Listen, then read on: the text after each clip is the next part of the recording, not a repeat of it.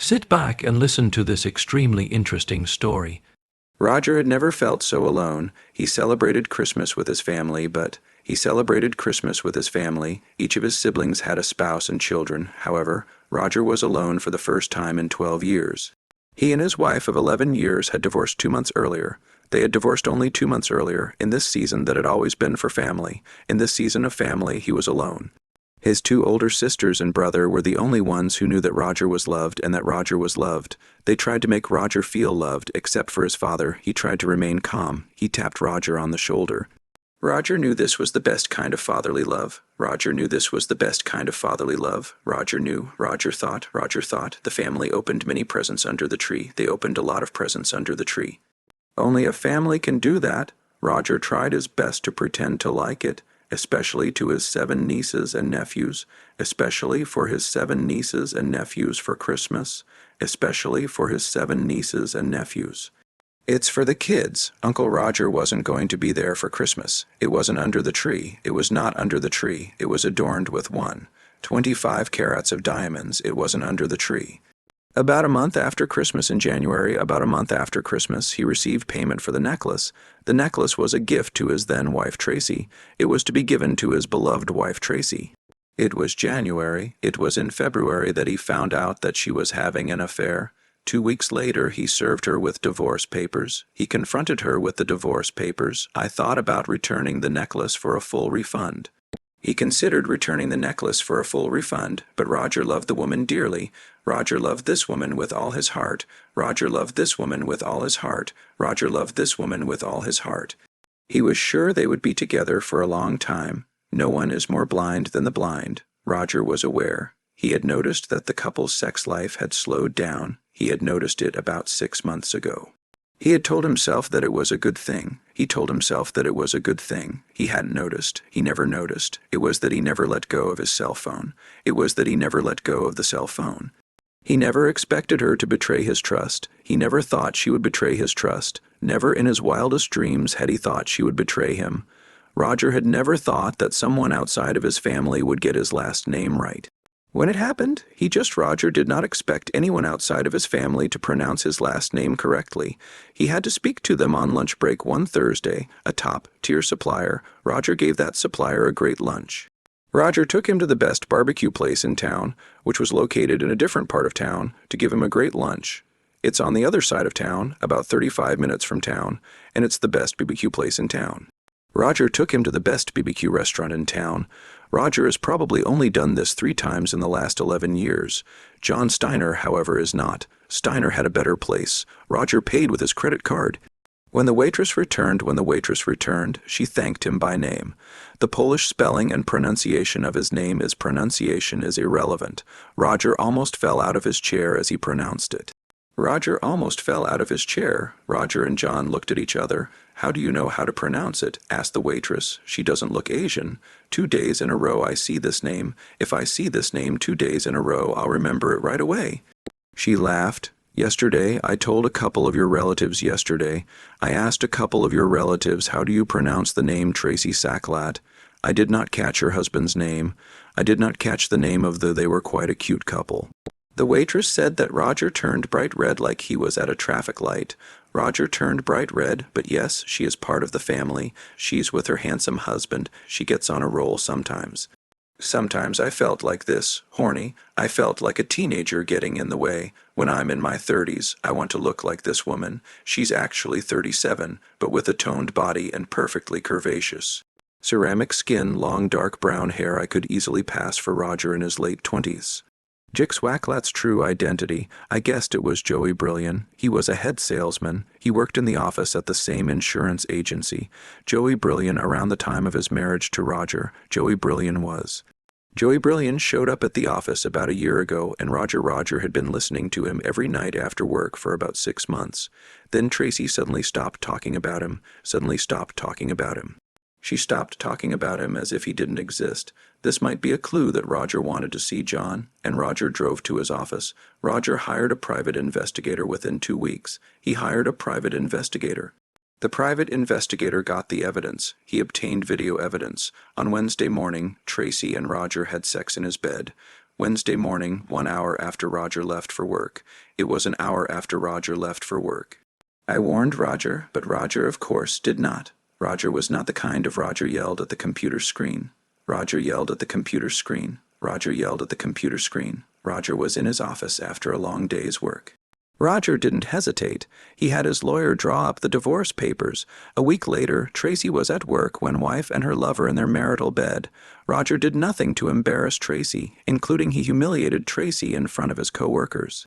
He had no problem embarrassing Tracy in front of his co-workers. When Tracy put her car in the garage, when Tracy parked her car in the garage, she ran into the house and she entered the house and started screaming.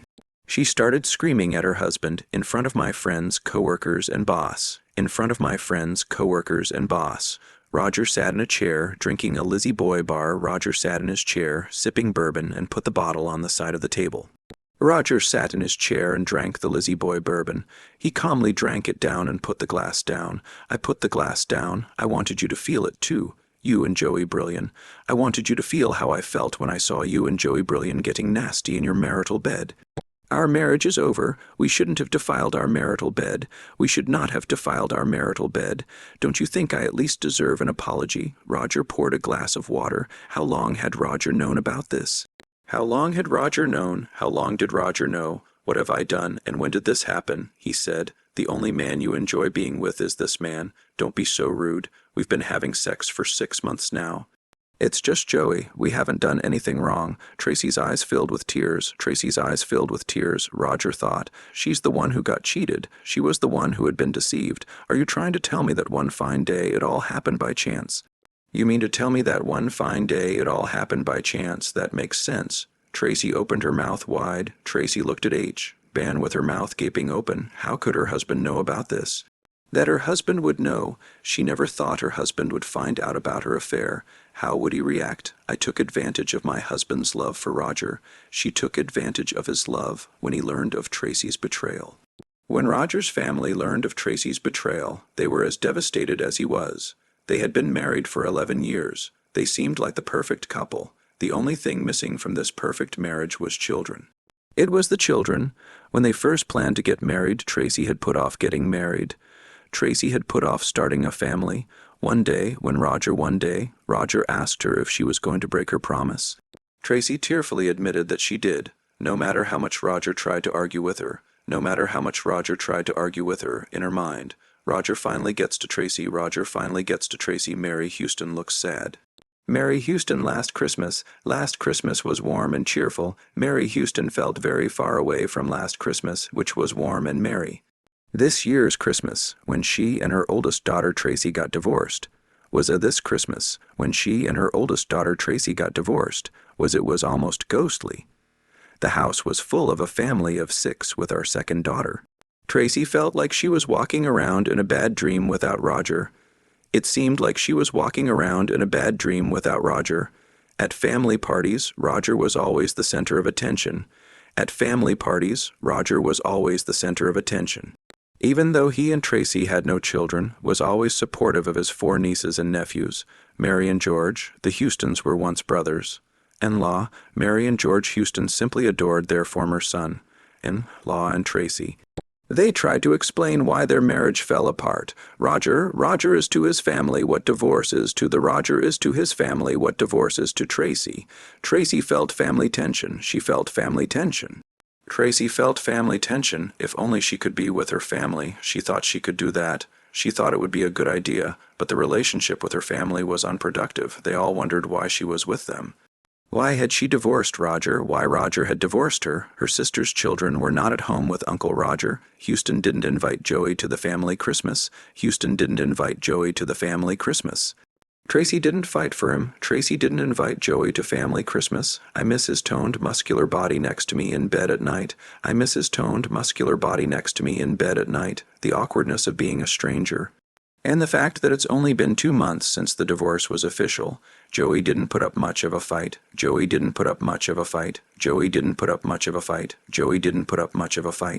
Stunned. Tracy was stunned when the divorce papers were brought to her at work one afternoon in late February. How could Roger have known about her affair? He was so busy with his personal life. He he said with conviction when he saw Joey smirking at him. His anger turned to confusion. His anger turned to confusion. He was quiet and calm, rather argumentative. She was busy with the bourbon. She was also answering his questions. Roger seemed to know a lot about the case. Roger seemed to know a lot about the case. Roger said that he and Joey that they were meeting in the bedroom. When Roger told her that, she replied that they were. She told Roger the truth. She told Roger the truth.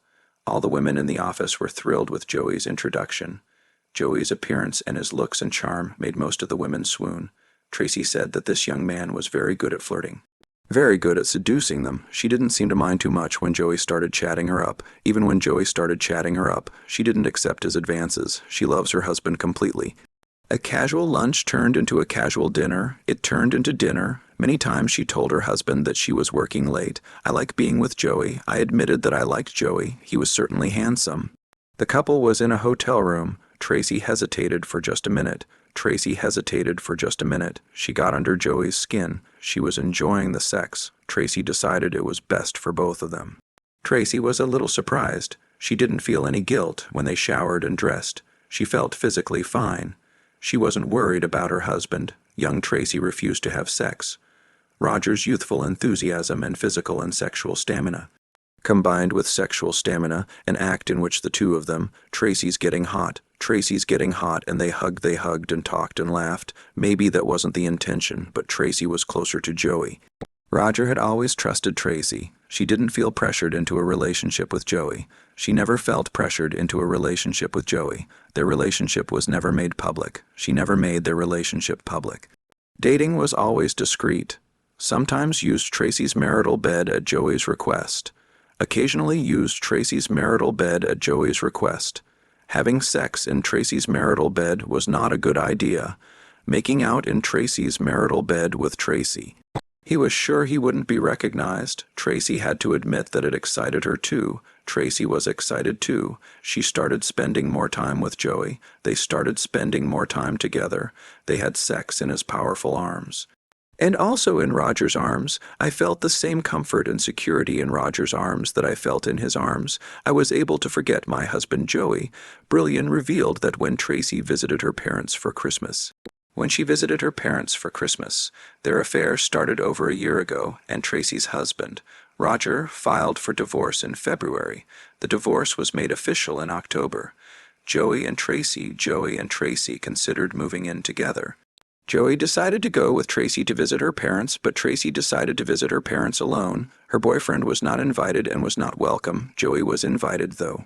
Joey didn't want to, because she wanted to enjoy the party with her friends, because Joey wanted to enjoy the party with his friends, because if Tracy was there, he wouldn't be able to do that. Joey wasn't going to stay with Tracy that long. Joey wasn't going to stay with Tracy that long. She was a beautiful woman and very good in bed. When he had first sprung her on her at work, he knew she was married. He knew she was married, but he didn't care.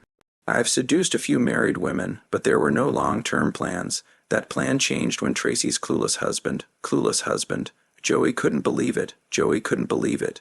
Joey couldn't believe that Joey couldn't believe it. Joey wondered if Roger was stupid or cowardly. Is Roger stupid or cowardly? He argued with Tracy, but he couldn't find an answer. The strippers were having a blast, and the party was in a good mood.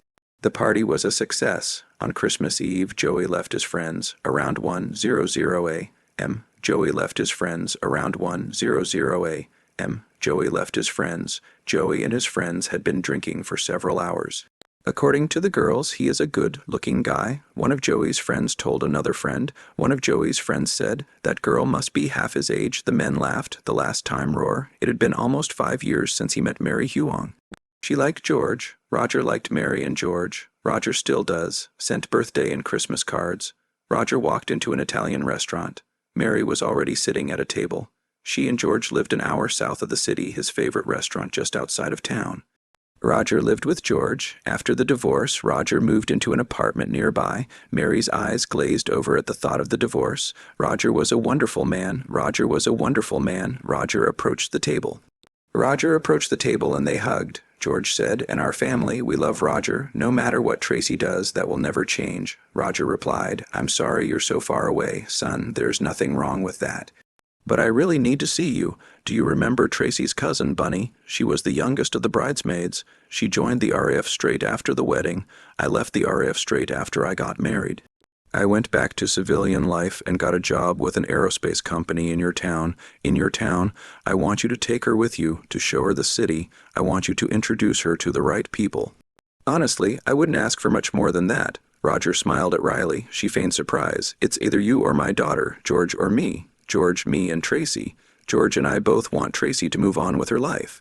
Roger nodded. A few days later, Roger called Bunny. He invited Bunny to dinner. He invited her to the same restaurant where he met Mary. I didn't know what to look for. That was the last time he saw Bunny. She was a skinny, blonde-haired, freckled 19-year-old girl. She was getting ready to join the Air Force. She was 36 years old, the only hint Mary had given him. Her freckles were gone and her hair was darker. Roger thought to the waiter, 3 lonely waiters. The fourth brown-eyed woman was the fourth brown-haired woman was a rabbit. The bunny woman was well built from top to bottom. Roger thought she was Roger thought. Her shining blue eyes were blue eyes. Roger thought lunch was over. Roger thought that lunch had gone well. Bunny turned out to be very smart. Roger thought Bunny had turned out to be very clever, and Roger remembered. Roger called Mary and told her how he and Bunny met. Roger decided to call Mary and thank her for setting him up with Bunny. Roger had a good time with Bunny. He then took her out to dinner and a concert. He invited her to the concert. Mary Tracy was at the restaurant. She was waiting for her boyfriend at a table. She was still a beautiful woman. She was a beautiful woman with a trim, curvy body. Her date was a 50-year-old accountant. He was a 50-year-old accountant. She was looking forward to the I was looking forward to the fun. My relationship with Joey was I thought my relationship with Joey was probably headed in the right direction for marriage. The sex was great. My feelings for Joey were, however, about a year after the divorce. Tracy said that the sex and her emotional attachment to Joey. Tracy realized that her emotional attachment to Joey had diminished. There was less sex. The decrease in sex drive was due to the fact that sex had been was the decrease in sex drive due to the fact that sex was no longer illegal. Tracy remembered her marriage to Roger well. She remembered her marriage to Roger well, the little things she shared with Roger, after sex, at breakfast, even though they lived in each other's apartments. The feeling of intimacy never came. I began to suspect that Joey was seeing another girl. I wasn't suggesting that we become exclusive, but Tracy assumed we would. After the divorce, she developed a burning pain in her pubic area. When she discovered it was an STD, Tracy realized her suspicions were confirmed. Now her suspicions were confirmed. Tracy yelled at Joey. "How dare you refuse to marry a good man?" Across the table, she smirked across the table. 2 years later, her STD were long gone, long cured. She kissed Fred Myers on the cheek. I kissed him on the cheek. As she leaned in for a kiss, she saw that Fred, the same expensive one Roger always used. He was wearing the same expensive aftershave that Roger always used. She hadn't thought about Roger in half a day. She hadn't thought about Roger for half a day. He was enjoying sex with Joey, was enjoying sex with Roger's wife. Joey enjoyed sex with Roger's wife. Joey enjoyed sex with Roger's wife. Many women just lay there like dead fish. Tracy was not one of them. She seemed to enjoy adulterous sex when Roger filed for divorce from Tracy. Roger filed for divorce from Tracy, but since Roger filed for divorce from Tracy, Joey enjoyed intimacy. He enjoyed the intimacy, but began to feel like a huge burden after about 2 years of an exclusive relationship with Tracy. His yearning for other women began to take hold. He began to meet other women in secret. He started seeing other women in secret. He favored sex without saddles, and soon he contracted syphilis. He contracted syphilis shortly before he told Tracy about it. He contracted syphilis before he could tell Tracy. He was infected with a sexually transmitted disease, and what the disease meant for the couple's relationship. Joey didn't sleep a wink when he and Tracy broke up. It was a big party in Roger and Tracy's honor, Roger and Bunny. It was a big party in honor of Roger and Bunny's 20th wedding anniversary. Roger surprised his wife. Friends and family were invited. They invited friends and family. He also invited his 21-year-old daughter Abigail. No one was surprised by his former mother-in-law's role 5 years after Roger's divorce from Tracy. 5 years after Roger's divorce from Tracy, Mary was told that younger cousin Tracy's cousin had asked her to help out at dinner turned into a relationship. Roger is informed that Roger learned that Bunny was divorced. When he met Mary, Roger smiled and said, "After I found out about Bunny, I met Mary. It was a really good plan." Roger was puzzled. Mary said quietly, "I was just doing you a favor. I knew you hardly ever date after the divorce." "I hardly date at all after the divorce. How happy George and I are. How happy George and I are. I love Bunny to death. I love Bunny to death. Just like when I married Tracy. Just like when I married Tracy." "Aren't you in a bit of a hurry?" Roger replied to Mary. "You two are perfect for each other. You know me so well, don't you, Mom? Suppose this really happened. Who do I call, my mom or my sister? Grace, what about the two of us?" Although Grace probably deserves that title, if that's what you're calling me, Mary was right. Roger was right. Bunny had won her heart. After the first dinner, they tied the knot. By Bunny and Roger's consent, Mary and George had only been together once. It was just one time. A year later, Roger had his first child. 2 years later, the second child was born. He gave Bunny expensive jewelry. Bunny was on the dance floor. 2 hours after the party started, Bunny's head was on Roger's shoulder. Subscribe to our channel so that your second C, Gaff, doesn't cheat on you, and go ahead and listen to the next story. Because this story is nothing compared to the next one. If you're under 18, don't even think about listening to the next one.